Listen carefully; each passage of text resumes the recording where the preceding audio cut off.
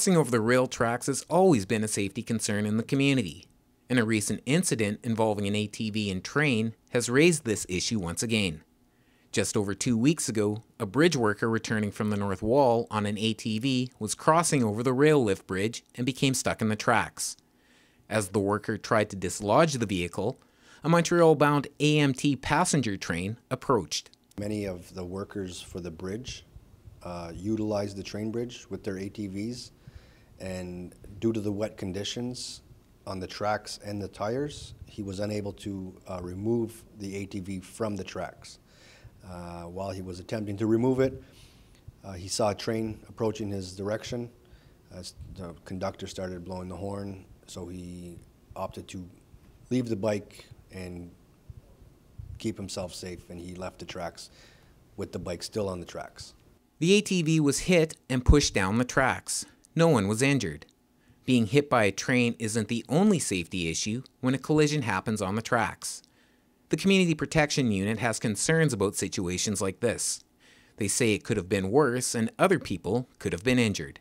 And even if the person was off to the side, there's the possibility that the ATV could have been pushed in that direction and injured them. If the ATV would have occurred, if the accident would have occurred over the tunnel, there's a chance that it could have went down the tunnel and hit a motor vehicle. Arnold Lazar with the Community Protection Unit says that controlled rail crossings can also pose dangers if people aren't paying attention.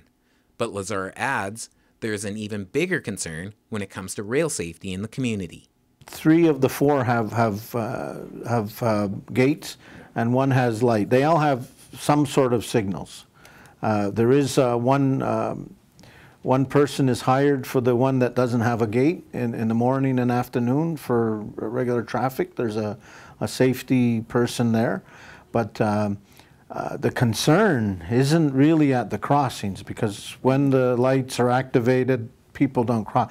The concern is people riding vehicles and walking on the tracks at all times.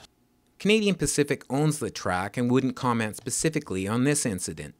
They did tell Mohawk TV that traffic and people on the rails is always a safety concern, and that tracks should only be crossed where they are marked. Arnold Lazar says he hears from CP when engineers report people being on the tracks, either walking or on ATVs in front of approaching trains.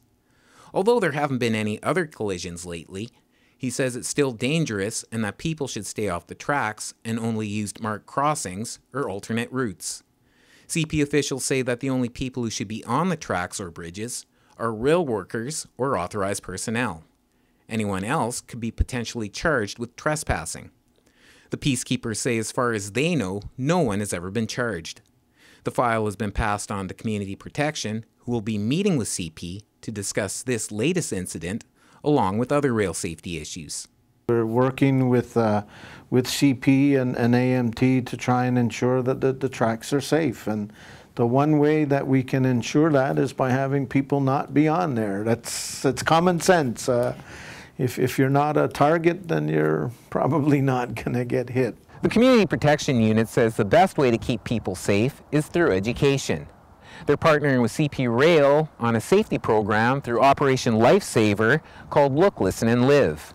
Magnetic stickers like these and coloring books will be distributed through schools over the next few weeks to educate children on rail safety. A train can take up to 2 kilometers to stop, and CP Rail and the Community Protection Unit says the best way to avoid putting your life in danger is to stay off the tracks. Lauchlin Madill reporting for Mohawk TV.